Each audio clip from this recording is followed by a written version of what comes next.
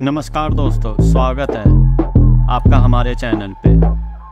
आज हम बात करने जा रहे हैं एक ऐसे रहस्यमय पर्वत के बारे में जिसे न केवल धार्मिक महत्व प्राप्त है बल्कि यह वैज्ञानिक और पर्वतारोहियों के लिए भी एक अनसुलझा रहस्य बना हुआ है।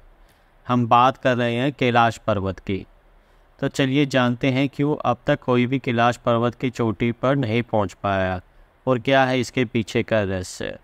जो कैलाश पर्वत का धार्मिक महत्व तो बहुत ज़्यादा है। कैलाश पर्वत जो कि तिब्बत में स्थित है, हिंदू, बौद्ध, जैन और बौद्ध धर्म के लिए यह बहुत ही पवित्र स्थल है। हम सभी जानते हैं कि इसे भगवान शिव का निवास स्थान भी माना जाता है। हिंदू मान्यता के अनुसार यह पर्वत स्वर्ग और पृथ्वी के बीच की कड़ी है। यही कारण है कि हजारों श्रद्धालु हर साल इसकी परिक्रमा करने के लिए जाते हैं। लेकिन क्या आपने कभी यह सोचा है कि कोई भी अभी इसकी चोटी पर क्यों नहीं चढ़ पाया, क्यों नहीं कोई अभी तक सबमिट कर पाया है माउंट कैलाश पर। जो पर्वतारोही कैलाश पर्वत की चोटी तक पहुंचने की कई बार कोशिश तो कर चुके हैं लेकिन सभी असफल रहे हैं।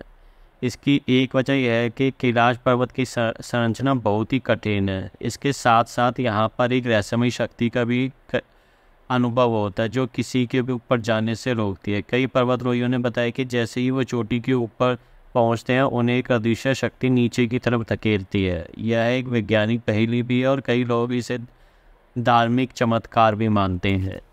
शायद आपको ये तो मालूम ही होगा कि माउंट एवरेस्ट की ऊंचाई क्या है। अगर नहीं मालूम तो आपकी जानकारी के लिए बता दें कि माउंट एवरेस्ट 29,000 फीट ऊंचा है और माउंट कैलाश समुद्र तल से 22,000 फीट ऊंचा है। लगभग 1953 में पहली बार एवरेस्ट पर चढ़ने के बाद आज तक लगभग हजारों लोग इस पर्वत पर चढ़ाई कर चुके हैं, लेकिन कम ऊंचाई के बावजूद भी कैलाश पर्वत पर आज तक किसी को सफलता नहीं मिली है।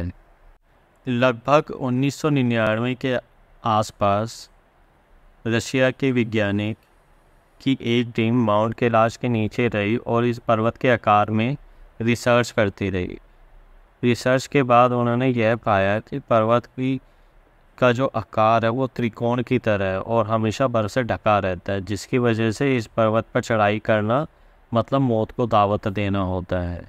अगर हम टेक्निकल एस्पेक्ट की बात करें तो इसके अलावा ये भी कहा जाता है कि कैलाश पर्वत का जो स्लोप है वो 65 डिग्री से ज़्यादा है, जबकि माउंट एवरेस्ट का 40 से 60 डिग्री तक है और इसकी चढ़ाई कर पाना इसको मुश्किल बनाता है। इसी वजह से पर्वतारोही एवरेस्ट पर तो चढ़ जाते हैं पर लेकिन कैलाश पर्वत पर नहीं चढ़ पाते हैं।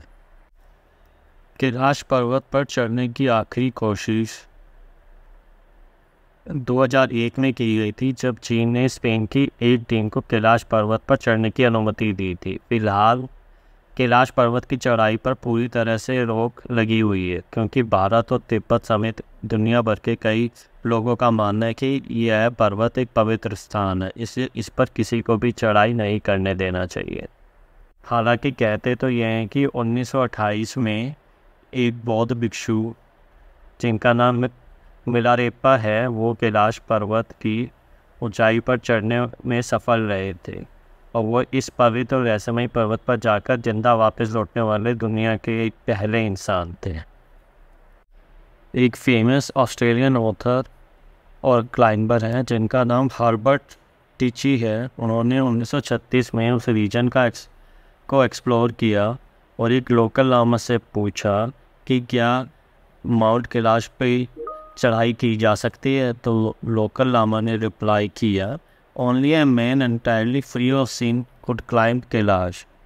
केवल वही व्यक्ति जो पापों से मुक्त हो चुका हो वो ही सिर्फ कैलाश पर्वत पर चढ़ सकता है। अगर आप कैलाश मानसरोवर की यात्रा करना चाहते हैं तो आपको दिल्ली से एक लंबी यात्रा करनी होगी और हमेशा ही जो चाइना जो है जो वीज़ा जो देता है वो हमेशा ग्रुप में देता है, वो इंडिविजुअली वीज़ा नहीं देता है। तो किसी टूर ऑपरेटर के थ्रू ही हम कैलाश मानसरोवर की यात्रा कर सकते हैं। जनरली 2 रूट हम ले सकते हैं कैलाश मानसरोवर की यात्रा के लिए फ्रॉम इंडिया। एक है वाया कुमाऊं मतलब उत्तराखंड से, और दूसरा है सिक्किम से। जो टूर जो स्टार्ट होगा वो दिल्ली से कैलाश मानसरोवर के लिए मोस्टली ऑन व्हीकल होगा। फ्रॉम टनकपुर या काठगोदाम से हम कैलाश मानसरोवर तक पहुंच सकते हैं वाया धारचूला, तवाकाड़, लिपुलेखा, धर्मा और जोर वैली के थ्रू। जो ये रूट जो ये पास होगा वो लिपुलेख पास के होते हुए, जिसमें सम ट्रैकिंग होती है, और ये जो ड्यूरेशन होती है यात्रा है ये लगभग 24 दिन की होती है। आप इस रूट के थ्रू जाओगे तो आपको इम्पोर्टेंट साइट्स मिलेगी, जैसे नारायण आश्रम, पटल भुवनेश्वर जैसी जगहें आपको मिलेंगी। दूसरा है सिक्किम के थ्रू, जो रूट आप जो लोगे वो नथुला पास के थ्रू होते हुए, जनरली हम गाड़ी से होते हुए जाते हैं, जो ये सीनियर सिटीजन के लिए भी काफ़ी सूटेबल रूट माना जाता है, जिसमें हमें ज़्यादा ट्रैकिंग, कठिन वाली ट्रैकिंग नहीं करती है। ये गैंगटॉक से होते हुए कई सुंदर जगहों के आपको दर्शन मिलेंगे, जैसे कि हंगू लेक और तिब्बतियन प्लेटू से होते हुए। ये जो टूर की जो ड्यूरेशन होती है वाया सिक्किम वाली, ये 21 डेज़ की होती है। आप लोगों के मन में प्रश्न होगा कि क्या पासपोर्ट या वीज़ा रिक्वायर्ड है कैलाश मानसरोवर की यात्रा के लिए? तो इसका आंसर है यस, क्योंकि जो कैलाश पर्वत है वो चाइना ऑक्युपाइड तिब्बत में है, और इसमें पासपोर्ट और वीज़ा दोनों की ही ज़रूरत पड़ेगी। क्या आप कैलाश पर्वत खुद कर सकते हैं? जैसे कि पहले वीडियो में बताया गया कि चाइना जो वीज़ा जो देता है वो ग्रुप में देता है, इंडिविजुअल इंडियन सिटीजन को चाइना वीज़ा नहीं देता है।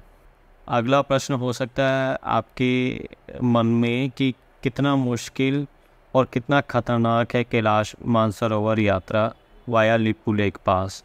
तो अगर बताया जाए तो ये रूट है ये मॉडरेट डिफ़िकल्ट है, मतलब ज़्यादा मुश्किल नहीं है, पर इसमें एक्सट्रीम स्टीप्स और स्लोप्स हैं और काफ़ी लंबा सफ़र तय करना पड़ता है। पर लेकिन अब नई रोड बन गई है, जिसके कारण ये जर्नी काफ़ी आसान हो गई है।